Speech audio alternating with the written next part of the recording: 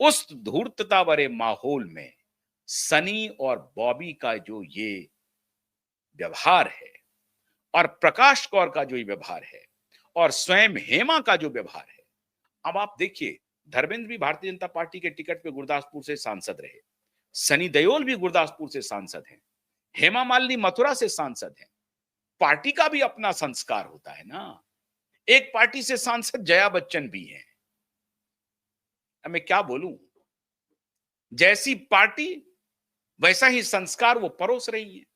जैसी पार्टी है ना जया जी की, इसीलिए देखिए, अब इसको कहते हैं व्यक्तित्व और इसी को कहते हैं खजाना, इसी को कहते हैं मूल्यवान खजाना, अमूल्य खजाना जिसकी कोई कीमत नहीं है। ये सोने, हीरे, जवाहरात सबसे आगे है। जया बच्चन जिस पार्टी में हैं, वो कह रही हैं कि मैं अपने पोती को कह रही हूं कि शादी ना करे। बेटी नंदा परिवार की बहू है, उतना बड़ा परिवार, इतना बड़ा इंडस्ट्रियलिस्ट, उनके लिए घर नहीं वहां पर है।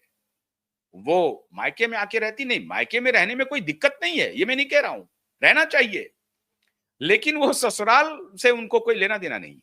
तो शादी क्यों की थी?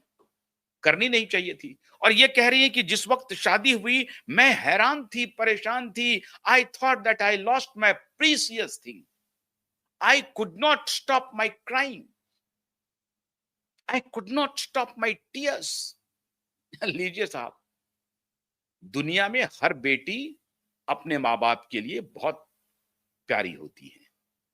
हर बेटी अपने माँ बाप के लिए प्यारी होती है। आप कोई अलहदा नहीं है। ऐसा लग रहा है कि ये कोई ग्रह से उतरी हैं और ये सरमन दे रही हैं लोगों को। मैं नहीं सो सकी, अरे कोई नहीं सो सकता है। जिसकी बेटी ससुराल जाती है वो माँ बाप नहीं सो सकते हैं और महीनों, सालों और जिंदगी भर नहीं सो सकते। ये कौन सी नई बात आप कह रहे हैं? लेकिन ये इस तरह का आचरण करने वाले, ऐसे आचरण वाले, जहां करण जौहर के यहां से निकलते हुए नशे वाली बात सब जानते हैं, आप बताने की जरूरत नहीं है, क्या मैं बताऊं आपको। ऐसे आचरण वाले माहौल में ऐसा पुत्र, ऐसी पुत्री और ऐसी पत्नियां, स्वयं हेमा रेस्पेक्ट के साथ दूरी बनाए रखी, कोई अनर्गल प्रलाप नहीं, कोई अनर्गल बयानबाजी नहीं, ना तो प्रकाश कौर ने कभी दिया, ना ही हेमा मालिनी ने कभी दिया।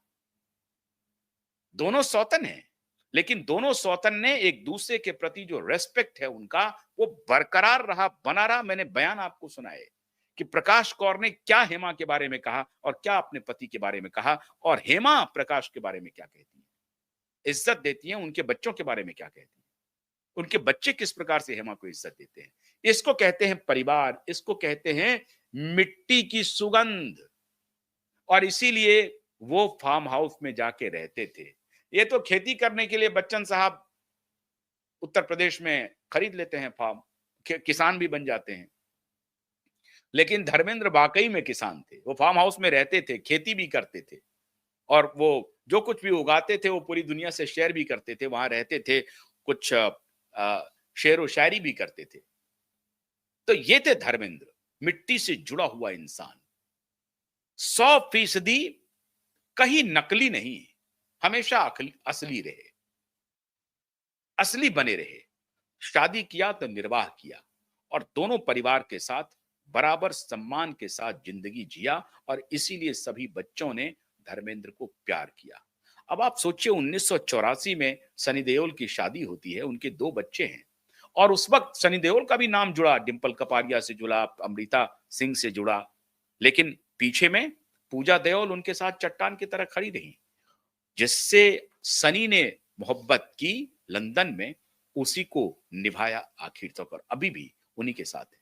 नाम भले ही जुड़ जाए उस दौरान, लेकिन पूजा ने कभी कोई आपत्ति नहीं उठाई।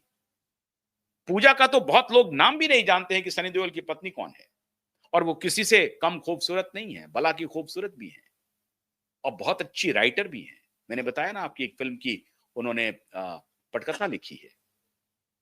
तो इसको कहते हैं परिवार। तो केवल खजाना ही खजाना हो। बॉबी देओल की पत्नी जो तानिया देओल है, वो भी वैसा ही, वो भी इससे बाहर खूबसूरत है, लेकिन 100% फैमिली वुमन है। परिवार के साथ रहती हैं, कोई तामझाम नहीं है, कोई कैमरा लाइट का उन्हें कोई शौक नहीं है। बॉबी के साथ हैं। दोनों बेटी के बारे में आपने कभी नहीं सुना होगा, अजीता और विजिता के बारे में। इसको कहते हैं असली पूंजी, असली खजाना। यह है धर्मेंद्र पाजी का असली खजाना। काश, काश, मैं क्यों कह रहा हूं खजाना? अपने भाई को पागल घोषित करवा दिया इस बॉलीवुड ने, ये चरसी बॉलीवुड ने, अपने भाई को। किसका जिक्र कर रहा हूं? फैजल खान का। अभी कुछ दिन पहले वो मीडिया में आए हैं, मुझसे भी बात हुई थी फैजल खान की, और फोन पे बात हुई, मुझे याद नहीं आ रहा है कब हुई नहीं हुई, लेकिन लगता है कि शायद मेरी बात हुई है। तो फैजल खान साहब जो हैं, आमिर खान के भाई हैं, छोटे भाई हैं, एक ही साल का फर्क है, 1-1.5 साल का। तो फैजल खान को पागल घोषित कर दिया आमिर खान ने, और फैजल खान कोर्ट के शरण में गए। जेजे हॉस्पिटल से सर्टिफिकेट लिया, सरकारी हॉस्पिटल से। प्राइवेट हॉस्पिटल ने तो कह दिया ये डिप्रेशन में है, ये बीमार है, ये पागल है, ये मेंटली चैलेंज्ड हो गया, डिक्लेयर कर दिया। बैंक को नोटिस भेज दिया आमिर खान ने, और उससे साइन करवा लिया फैजल खान से कि आप किसी भी कागजात पर सिग्नेचर नहीं करेंगे।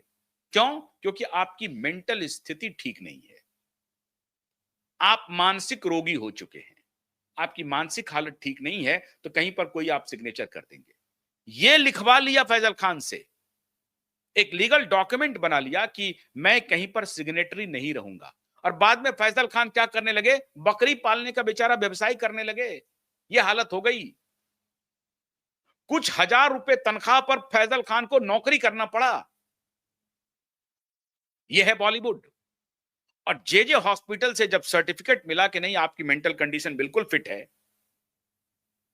जो मेडिकल सिचुएशन कहता है आपके बारे में, आपके मस्तिष्क के बारे में, वो कहता है कि आप पूरी तरह से स्वस्थ हैं। और जब ये सर्टिफिकेट उन्होंने कोर्ट में पेश किया, तो थोड़े दिन तो पिता भी आए, नासिर हुसैन चाचा थे, नासिर हुसैन के छोटे भाई हैं इनके पिता।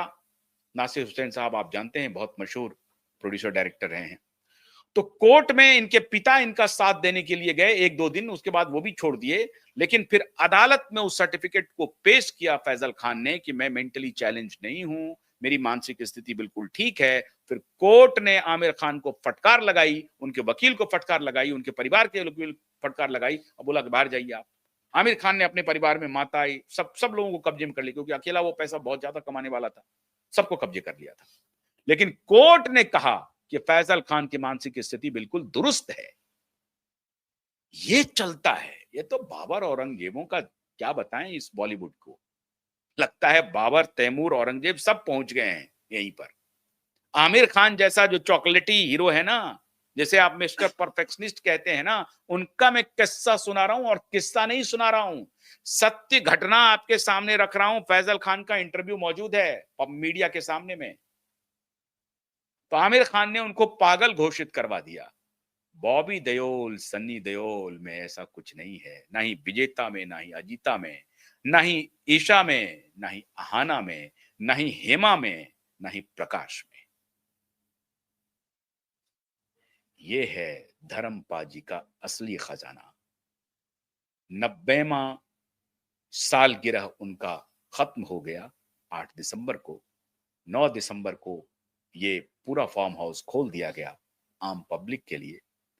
और धर्मेंद्र पाजी ने जो खजाना जिंदगी में पाया था, उस खजाने को पूरी दुनिया देख रही है। और उसी खजाने को अगर आप लूटना चाहते हैं तो आप भी लूटिए। बॉलीवुड को भी मैं कहता हूं कि धर्मपाजी के इस खजाने को, जिसका जिक्र मैंने किया, इस खजाने को लूटने की कोशिश करो, तो शायद कोई आमिर और फैजल खान नहीं बनेगा। बहुत बहुत शुक्रिया। नमस्कार।